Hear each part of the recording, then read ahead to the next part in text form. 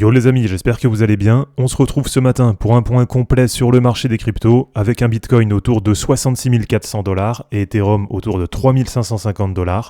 Donc comme d'habitude, on va regarder tout ça et on va se donner les niveaux à surveiller pour bien démarrer la semaine.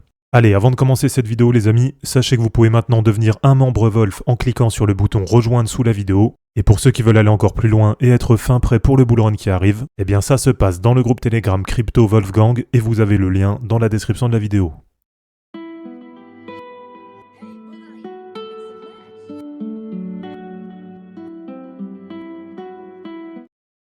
Alors déjà rapidement comme ça pour commencer, c'est vrai qu'une nouvelle fois le constat c'est un peu le même que sur les semaines précédentes, j'ai quand même l'impression qu'on se répète pas mal au fil du temps, et c'est qu'on a finalement très peu de volatilité, ça bouge pas beaucoup sur le marché, notamment sur Bitcoin. Déjà on va commencer par BTC comme d'hab. C'est vrai que ça fait un moment qu'on reste dans les mêmes niveaux, et qu'on reste globalement là dans ce gros range, 63 500, 73 000 $.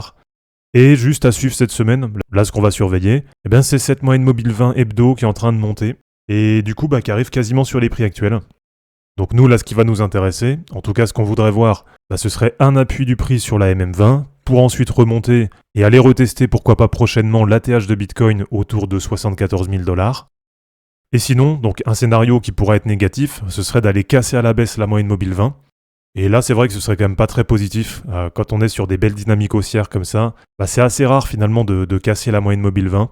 C'est ce qu'on avait fait par exemple l'an dernier, à l'été 2023, où du coup on s'était retrouvé encore une fois dans une période assez molle de marché, et finalement on était venu rechercher sur la moyenne mobile 50 hebdo, pour ensuite derrière venir repartir à la hausse, et faire la grosse dynamique haussière qu'on a connue là sur les derniers mois. Alors dans les niveaux à surveiller, ce que je voulais vous montrer aussi, là ça va être sur les bandes de Bollinger, puisque là en fait ce qui est en train de se passer, c'est qu'on a un resserrement des bandes. Et vous le savez, sur les bandes de Bollinger, quand on a un resserrement des bandes, ça veut dire qu'on a de la volatilité à venir. Alors pas forcément là tout de suite sur cette semaine ou la prochaine, mais en tout cas c'est en train d'arriver.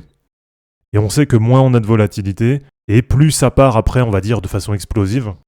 Et alors pour l'instant ça reste assez neutre, on est sur la bande moyenne, mais à voir quand même si on serait pas une nouvelle fois à peu près sur la même configuration qu'à l'été 2023.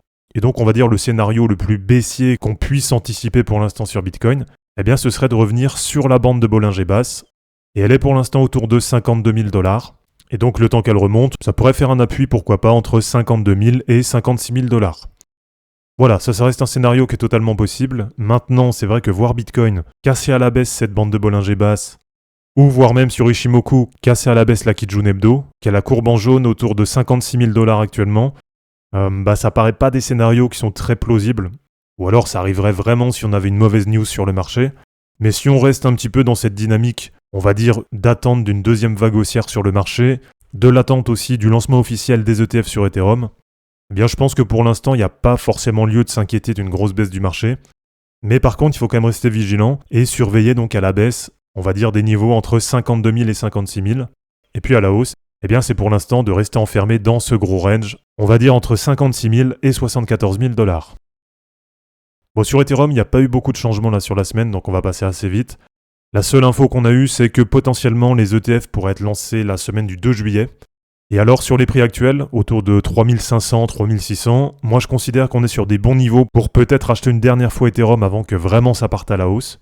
Parce que je reste positif là-dessus, je pense que quand on aura le lancement des ETF, ça va ramener quand même beaucoup de cash sur le marché. Et je pense que ça fera un peu comme sur Bitcoin, alors peut-être de façon moins importante, puisqu'il y aura sûrement moins d'investisseurs sur Ethereum qu'on a eu sur les ETF Bitcoin, mais je pense que là sur les prochains mois, on va très facilement voir Ethereum passer les 4000 $ et se retrouver sans doute dans un espèce de range qui pourrait se trouver par exemple entre 4100 et 4800 $. Donc voilà un petit peu pour les niveaux à surveiller sur Bitcoin et sur Ethereum, donc là globalement très peu de changements, une nouvelle fois je le répète, mais par rapport aux semaines précédentes. Et sinon, sur les cryptos, on va dire un peu habituels sur la chaîne, vous avez Tao là qui est revenu sur sa MM50 hebdo, et ça je vous l'avais déjà partagé la semaine dernière. Donc là ça y est, on est sur la MM50 à 290 $.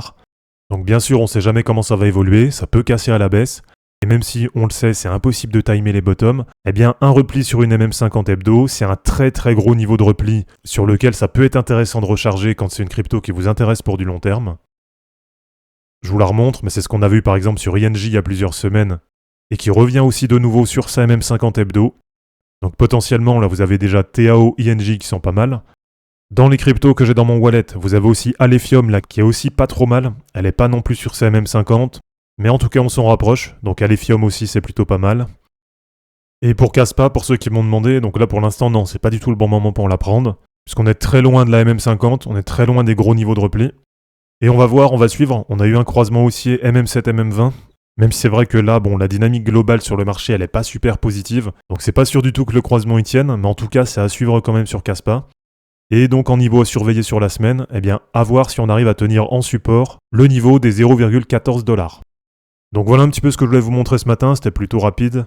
C'est vrai que c'est pas passé grand chose une nouvelle fois sur la semaine. Donc comme d'habitude, là, si vous avez des cryptos qui vous intéressent et sur lesquels vous avez envie de connaître des potentiels points de recharge en cas de correction, eh bien postez-les-moi dans les commentaires. Et puis dès que je pourrai, là, je prendrai un temps comme d'habitude pour vous partager les charts sur Twitter et sur Telegram. Donc voilà les amis, c'est terminé pour cette vidéo d'analyse technique sur les cryptos. J'espère en tout cas que ça vous aura plu. N'hésitez pas à l'aimer, à la commenter et à vous abonner pour en suivre d'autres. Je vous rappelle que dans la description de cette vidéo, vous allez retrouver tous les liens utiles et les liens pour me soutenir. On se dit à bientôt pour une prochaine vidéo, et d'ici là, ne capitulez pas, car les fortunes se créeront en portant vos burnes. Ciao.